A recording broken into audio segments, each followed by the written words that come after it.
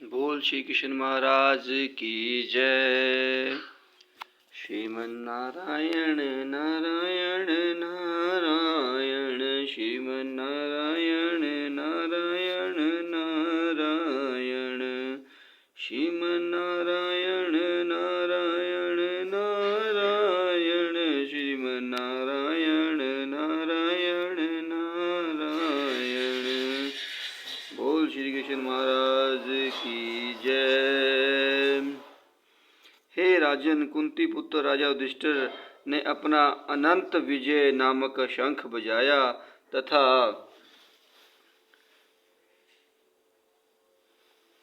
नकुल और सहदेव ने सुघोष एवं मणि पुष्पक शंख बजाए। महान धनुर्धर काशीराज, परम योद्धा शिखंडी, धृष्ट धनु, विराट, अजय, सात्यक, द्रुपद, द्रौपदी के पुत्र तथा सुभद्रा के महाबाहु पुत्र आदि सबों ने अपने अपने शंख बजाए।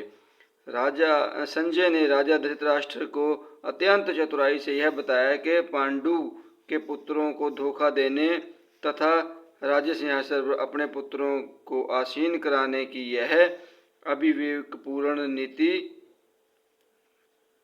श्लाघनीय नहीं थी। लक्षणों से पहले से ही यह सूचित हो रहा था कि यह महायुद्ध में सारा कुरुवंश मारा जाएगा। भीम पितामह से लेकर अभिमन्यु तथा अन्य पुत्रों तक विश्व के अनेक देशों के राजाओं समेत उपस्थित सारे के सारे लोगों का विनाश निश्चित था। यह सारी दुर्घटना राजा धृतराष्ट्र के कारण होने जा रही थी, क्योंकि उसने अपने पुत्रों की कुनीति को प्रोत्साहन दिया था। बोल श्री कृष्ण महाराज की जय। श्रीमन्नारायण नारायण नारायण, श्रीमन्नारायण नारायण नारायण। इन विभिन्न शंखों की ध्वनि कोलाहल पूर्ण बन गई तो आकाश तथा पृथ्वी को शब्दायमान करती हुई धृतराष्ट्र के पुत्रों के हृदयों को विदीर्ण करने लगी। जब भीष्म तथा दुर्योधन के पक्ष के अन्य वीरों ने अपने अपने शंख बजाए तो पांडवों के हृदय विदीर्ण नहीं हुए। ऐसी घटनाओं का वर्णन नहीं मिलता, किंतु इस विशिष्ट श्लोक में कहा गया है कि पांडव पक्ष के शंखनाद से धृतराष्ट्र के पुत्रों के हृदय विदीर्ण हो गए। इसका कारण स्वयं पांडव और भगवान कृष्ण में उनका विश्वास है। परमेश्वर की शरण ग्रहण करने वाले को किसी प्रकार का भय नहीं रह जाता, चाहे वह कितनी ही विपत्ति में क्यों ना हो। बोल श्री कृष्ण महाराज की जय। अथ व्यस्थित शरदाधार्त राष्ट्रीय कृष्ण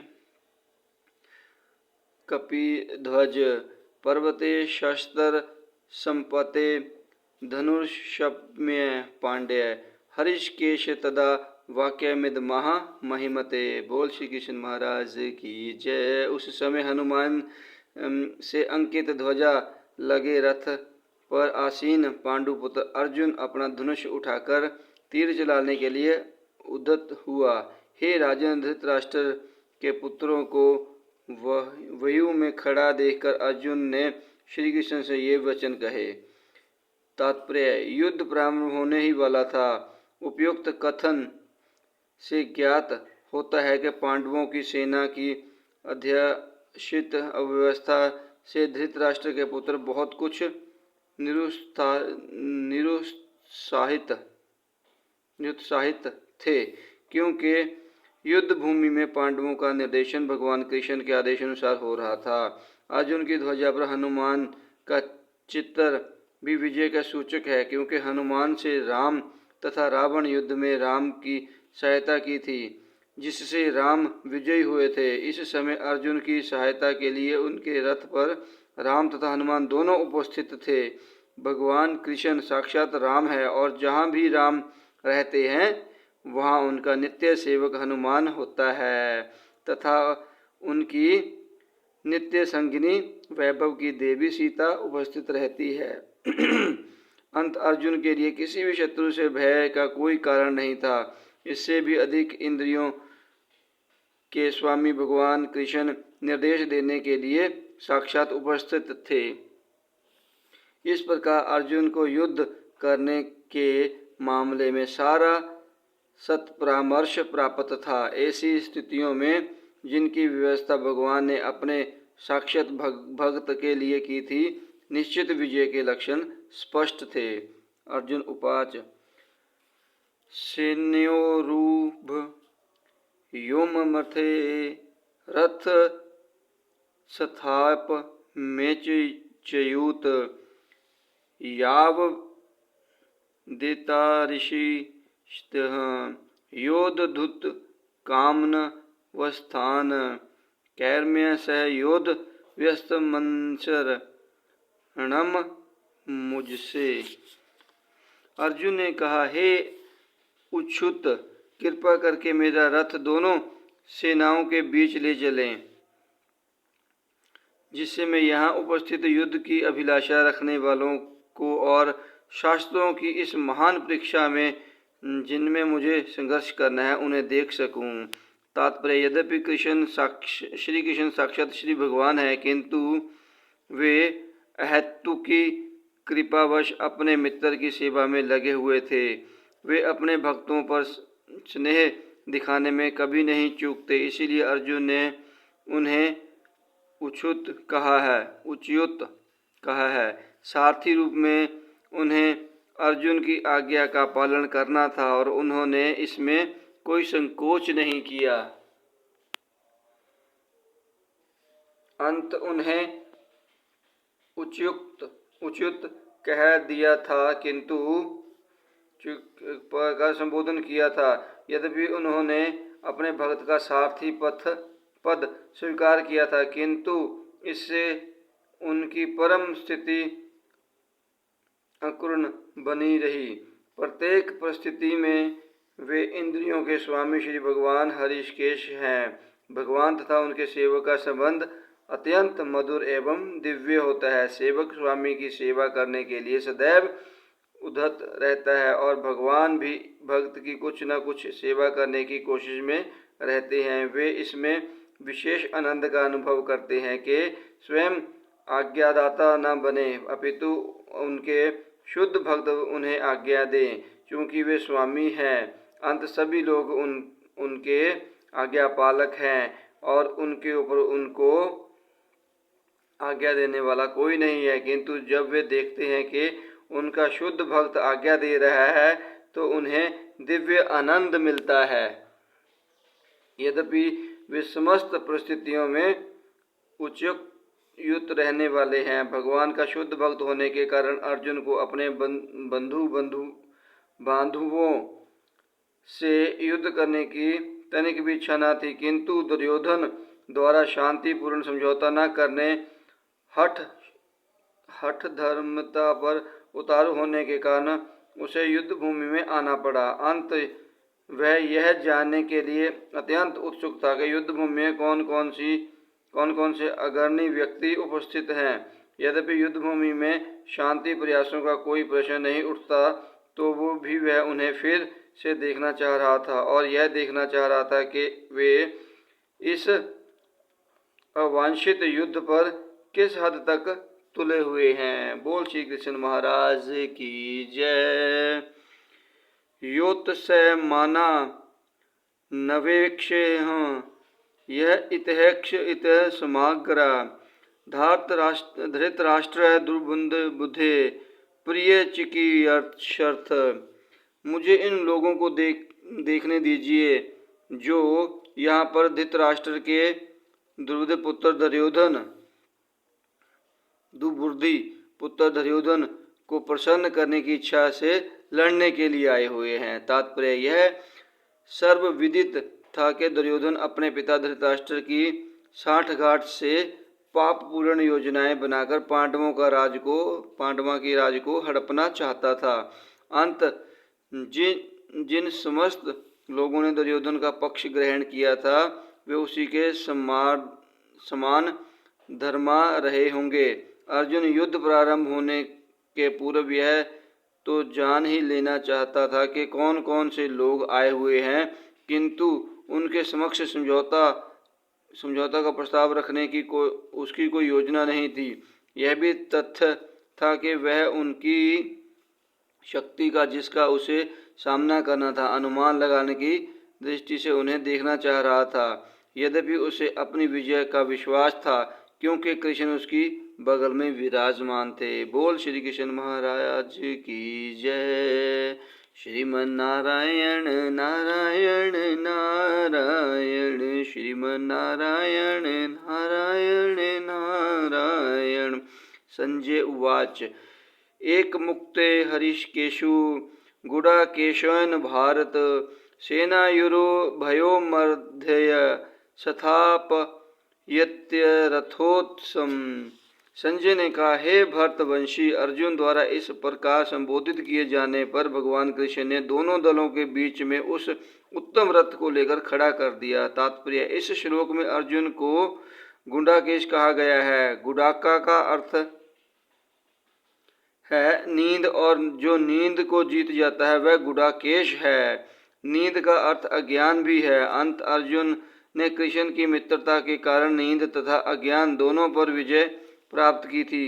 कृष्ण के भक्त के रूप में वह कृष्ण को क्षण भर भी नहीं भुला पाया, क्योंकि भक्त का स्वभाव ही ऐसा होता है। यहाँ तक के चलते अथवा सोते हुए भी कृष्ण के नाम, रूप, गुणों तथा लीलाओं के चिंतन में भक्त कभी मुक्त नहीं रह सकता। अंत कृष्ण का भक्त उनका निरंतर चिंतन करते हुए नींद तथा अज्ञान दोनों को जीत सकता है। इसी को कृष्ण भावनामृत या समाधि कहते हैं। प्रत्येक जीव की इंद्रियों तथा मन के निर्देशन अर्थात हरिकेश के रूप में कृष्ण अर्जुन के मंतव्य को समझ गए कि वह क्यों सेनाओं के मध्य में रथ को खड़ा करना चाहता है। अंत उन्होंने वैसा ही किया और फिर वे इस प्रकार बोले। भीष्म द्रोण परमुख्य सर्वेशा च महीक्षात, उवाच पार्थ पश्येतासम वेदांत कुरुर्नीति। भीष्म, द्रोण तथा विश्व भर के अन्य समस्त राजाओं के सामने भगवान ने कहा कि हे पार्थ, यहाँ पर 71 सारे कुरुओं को देखो। तात्पर्य, समस्त जीवों के परमात्मा स्वरूप भगवान कृष्ण यह जानते थे कि अर्जुन के मन में क्या बीत रहा है। इस प्रसंग में हरिकेश शब्द का प्रयोग सूचित करता है कि वे सब कुछ जानते थे। इसी प्रकार पार्थ शब्द अर्थात पृथा या कुंती पुत्र भी अर्जुन के लिए प्रयुक्त होने के कारण महत्वपूर्ण है। मित्र के रूप में वे अर्जुन को बता देना चाहते थे कि चूंकि अर्जुन उनके पिता वासुदेव की बहन तथा पृथा का पुत्र था, इसीलिए उन्होंने अर्जुन का सारथी बनना स्वीकार किया था। किंतु जब उन्होंने अर्जुन से कुरुओं को देखने कहा तो इससे उनका क्या अभिप्राय था? क्या अर्जुन वहां पर रुककर युद्ध करना नहीं चाहता था? कृष्ण को अपनी बुआ पृथा के पुत्र से कभी भी ऐसी आशा नहीं थी। इस प्रकार से कृष्ण ने अपने मित्र की मन स्थिति की पूर्ण सूचना हरिवासवश दी थी। बोल श्री कृष्ण महाराज की जय। त्रयापश्चित स्थितार्थ पर प्रीतांत पितामहान आचर्यमता लाभृता पुत्रा पौत्रान् सखी सतथा श्रद्धा सुहद दैव सेनयोर भयोरपि। अर्जुन ने वहां पर दोनों पक्षों की सेनाओं के मध्य में अपने अपने चाचा ताऊओं, पितामहों, गुरुओं, मामाओं, भाइयों, पुत्रों, पौत्रों, मित्रों, ससुरों और शुभचिंतकों को भी देखा। तात्पर्य, अर्जुन युद्ध भूमि में अपने सभी संबंधियों को देख सका। वह अपने पिता के समकालीन भूरिश्वरा जैसे व्यक्तियों, भीष्म तथा सोमदत्त जैसे पितामहों, द्रोणाचार्य तथा कृपाचार्य जैसे गुरुओं, शल्य तथा शकुनी जैसे मामाओं, दुर्योधन जैसे भाइयों, लक्ष्मण जैसे पुत्रों, अश्वत्थामा जैसे मित्रों एवं कृतवर्मा और शुभ चिंतकों को देख सका। वह उन सेनाओं को भी देख सका जिनमें उसके अनेक मित्र थे। ताम समीक्षण न कौतहि सर्वान् बंधून् सिद्धत नाम कृपया पर्याविष्टो विषीदत्रिदम भरतभीत।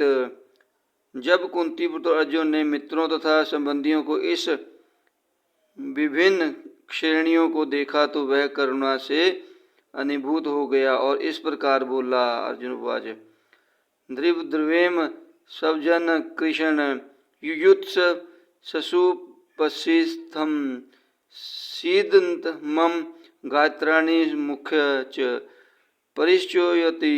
अर्जुन ने कहा, हे कृष्ण, इस प्रकार युद्ध की इच्छा रखने वाले अपने मित्रों तथा संबंधियों को अपने समक्ष उपस्थित देखकर मेरे शरीर के अंग कांप रहे हैं और मेरा मुंह सूखा जा रहा है। बोल श्री कृष्ण महाराज की जय।